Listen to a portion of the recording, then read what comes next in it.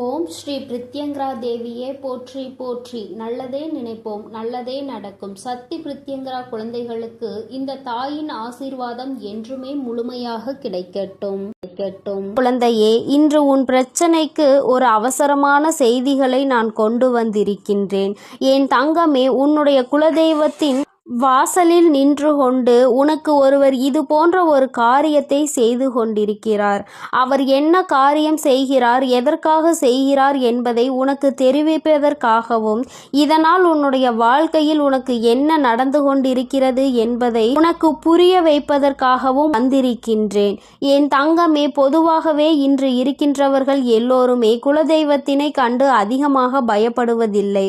நாம் என்ன வேண்டுமானாலும் செய்யலாம், நம் குலதெய்வம் அதை கண்டுகொள்ள மாட்டார்கள். ஏனென்றால் நாம் அவர்களின் பிள்ளை அல்லவா.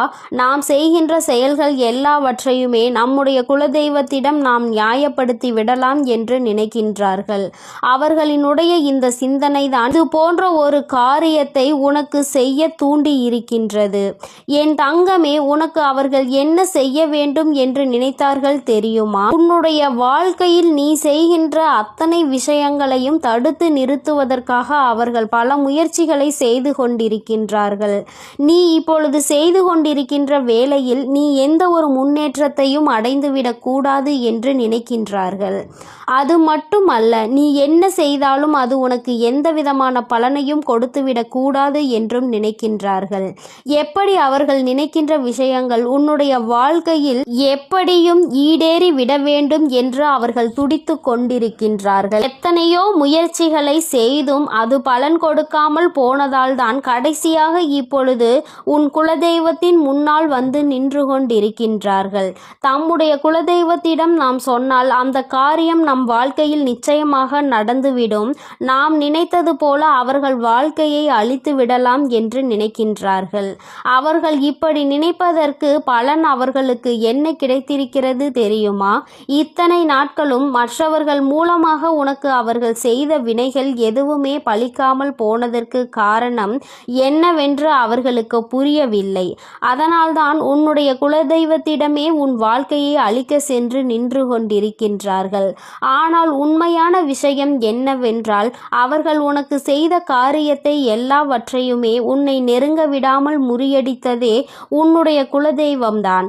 அது புரியாமல் குலதெய்வத்தின் வாசலில் நின்று கொண்டு உனக்கு இந்த செயலை செய்ய துணிந்து நிற்கின்றார்கள். இனி எப்படி இதிலிருந்து அவர்களை மீட்டெடுக்க வேண்டும் என்றுதான் இந்த தாயானவள் ஒரு யோசனையோடு இப்பொழுது உன் முன்னால் வந்து நின்று கொண்டிருக்கின்றேன். ஏனென்றால் இதை செய்ய நினைப்பவர்கள் வேறு யாரும் கிடையாது, உன்னுடைய குடும்பத்தில் இருக்கின்ற ஒரு உறவுதான். என் தங்கமே, அந்த உறவானது என்ன செய்கிறது தெரியுமா? கோயிலுக்கு செல்லும் பொழுதெல்லாம் தன்னுடைய வேண்டுதல்களை வைப்பதோடு மட்டுமல்லாமல் தனக்கு என்ன வேண்டும் என்று கேட்பதோடு விடுத்து உன் வாழ்க்கையை அழிக்க வேண்டும் என்பதை பற்றி மட்டுமே கேட்டுக்கொண்டிருக்கின்றார்கள். எந்த ஒரு சூழ்நிலையிலும் உனக்கு நல்லது நடந்துவிடக் கூடாது, எந்த ஒரு சூழ்நிலையிலும் சந்தோஷமாக நீ வாழ்ந்துவிடக் கூடாது என்று அவர்கள் உறுதியாக நினைக்கின்றார்கள். இப்படி நினைப்பதன் பலனாக அவர்கள் வாழ்க்கையில் என்ன நடந்திருக்கிறது என்று கேட்பாயானால், சில காலமாகவே அவர்கள் வாழ்க்கையில் ஏதோ ஒரு தடமாற்றங்கள் நடந்து கொண்டிருக்கின்றது. அவர்கள் ஒன்று நினைக்க அவர்கள் வாழ்க்கையில் நடப்பது வேறொன்றாக இருக்கிறது. அவர்களின் வாழ்க்கையில் பிரச்சனைகள் வர வர அவர்கள் தெய்வத்திடம் சென்று என் பிரச்சனைகள் தீர்த்து கொடுங்கள் என்று கேட்கவில்லை. எனக்கு மட்டும் இத்தனை பிரச்சனைகளை கொடுக்கின்றாயே, அவர்களுக்கு ஏதாவது ஒரு பிரச்சனைகளை கொடுக்க கூடாதா என்றுதான் கேட்கின்றார்கள். இப்படி நினைக்கின்ற மனிதர்களை நாம் என்ன செய்ய முடியும்? என் தங்கமே, ஒரு முறை அல்ல, இரண்டு முறை அல்ல, பல முறை அவர்களுக்கு எச்சரிக்கைகள் கொடுக்கப்பட்டது. இது போன்று செய்யக்கூடாது என்று அவர்களுக்கு உணர்த்தப்பட்டது. ஆனால் அதையெல்லாம் அவர்கள் கேட்டுக்கொள்வதாக இல்லை. அதனால்தான் இன்று அவர்கள் வாழ்க்கையில் மிகப்பெரிய பிரச்சனையை அவர்கள் சந்தித்து கொண்டிருக்கின்றார்கள். இன்று அவர்கள் சந்திக்கின்ற பிரச்சனையினால் உன் வாழ்க்கை சரியாகிவிட்டது. அவர்கள் தெரிந்தோ தெரியாமலோ செய்த ஒரு விஷயத்தினால் உனக்கு தெய்வம் துணையாகிவிட்டது. அம்மா சொல்கின்ற விஷயம் உனக்கு புரிகிறதா? என் தங்கமே, ஒருவர் உன்னை கெடுக்க வேண்டும் என்று நினைத்து நினைத்து உன்னை சுற்றி சுற்றி வந்து உன் வாழ்க்கையில் எதையாவது செய்துவிட வேண்டும் என்று நினைக்கின்றார்கள் என்றால் அந்த நேரத்தில் தெய்வம் உனக்கு துணையாக நிற்கும் என்பதை முதலில் நீ புரிந்து கொள்ள வேண்டும்.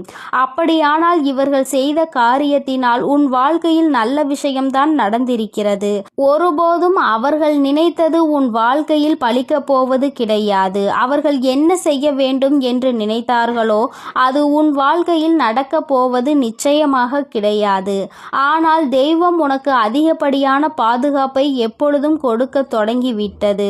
உன்னுடைய இஷ்ட தெய்வமான இந்த வராகியும் சரி, இனிமேல் உன்னுடைய வாழ்க்கையில் உனக்கு கொடுக்க வேண்டும் என்று நினைப்பதை சரியாக கொடுத்து விடுவார்கள்.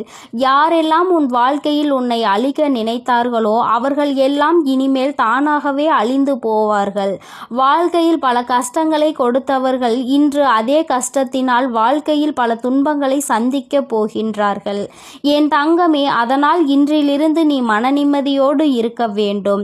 என் தங்கமே, உன்னுடைய வாழ்க்கையை அழிக்க வேண்டும் என உன் வாழ்க்கையில் பல திருப்பங்களை ஏற்படுத்த நினைத்தவர்கள் இப்பொழுது அவர்கள் வாழ்க்கையில் சில ஏமாற்றங்களை சந்தித்து இருக்கின்றார்கள். அவர்கள் நினைத்தது எதுவுமே உன் வாழ்க்கையில் நடக்காமல் தெய்வம் உன் வாழ்க்கையில் பல நல்ல விஷயங்களை அரங்கேற்ற போகின்றது.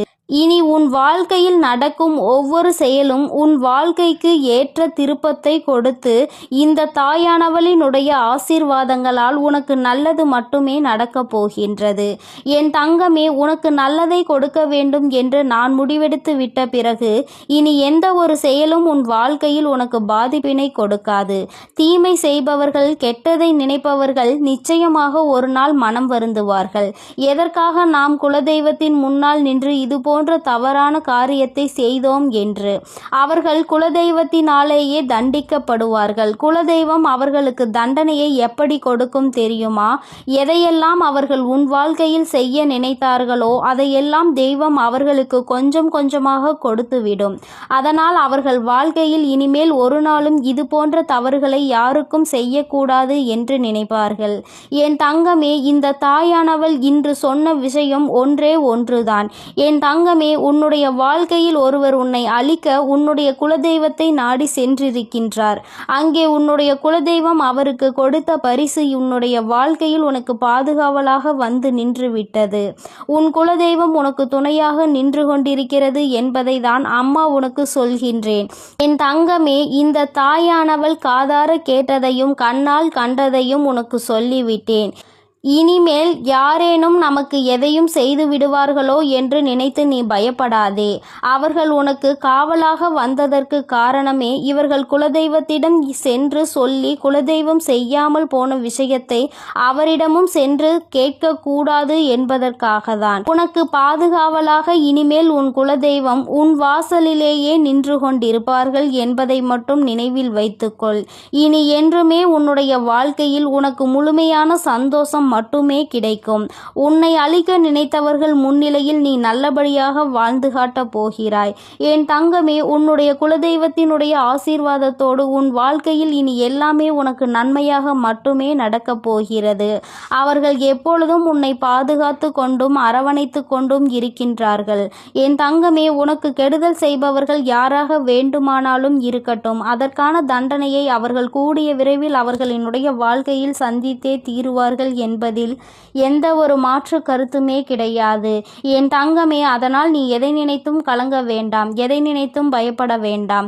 உன்னோடு உனக்கு துணையாக உன் வராகி அம்மாவும் உன்னுடைய குலதெய்வமும் எப்பொழுதும் இருந்து கொண்டிருப்போம் என்பதை நினைவில் வைத்துக்கொண்டு உன்னுடைய வாழ்க்கையை நீ சந்தோஷமாக வாழ்ந்து கொண்டே இருந்தால் போதும். நீ நல்லதையே நினைக்கும் பொழுது உன் வாழ்வில் எப்பொழுதும் உனக்கு நல்லது மட்டுமே நடக்கும் என்பதை நீ முழுமையாக நம்ப வேண்டும். என் அன்பு குழந்தைக்கு இந்த சக்தி பிரித்யங்கராவின் அன்பும் ஆசீர்வாதமும் முழுவதுமாக கிடைக்கும். ஓம் ஸ்ரீ. என் அன்பு குழந்தைக்கு இந்த சக்தி பிரித்யங்கராவின் அன்பும் ஆசீர்வாதமும் முழுவதுமாக கிடைக்கும். ஓம் ஸ்ரீ பிரித்யங்கரா தேவியே போற்றி போற்றி. ஓம் ஸ்ரீ பிரித்யங்கரா தேவியே போற்றி போற்றி.